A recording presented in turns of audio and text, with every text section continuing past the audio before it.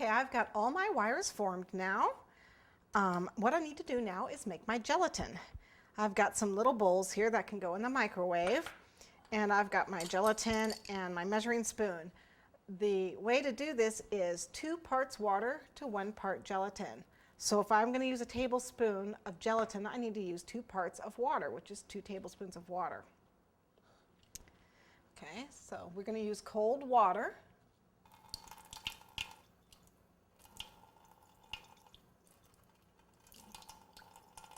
I got 2 tablespoons of cold water, and I need 1 tablespoon of gelatin, which I'm just going to put out here and measure. Again, this is the unflavored gelatin. Don't use the Jell-O stuff in your cabinet. And what you want to do is sprinkle this on top of the water, and then it will begin to sponge. And I probably won't use it all, because usually it's just a little too much. As you can see, it's absorbing the water is what it's doing. And it looks like it's not going to absorb at all, so I'm just going to go ahead and get rid of the excess off there. That's good enough. Okay, then what I need to do is I need to heat this up. Now I don't want it to boil, I just want to heat it up. So it takes very little time in my microwave. It's only about 10 seconds, sometimes not even that. If your microwave really runs on the high side compared to recipes, only need about 7 seconds, so just very little time.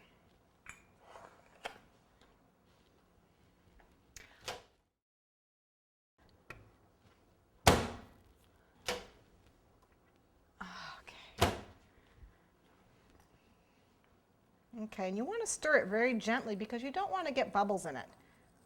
But I almost always get bubbles in mine.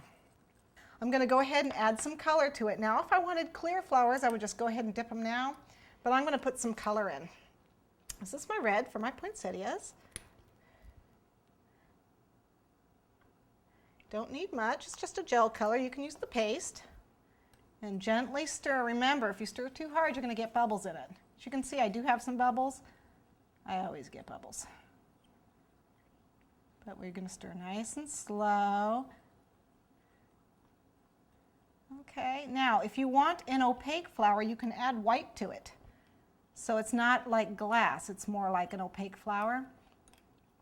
But I like it to look like glass. Okay, so I've got that in. I'm going to go ahead and dip. Dipping, you need to make sure you have the right temperature, and you'll be able to tell right away if it's the correct temperature enough. If it's too thick, it won't come out easy. If it's too hot, it doesn't like to stick. As you can see, I'm going to let the excess run down.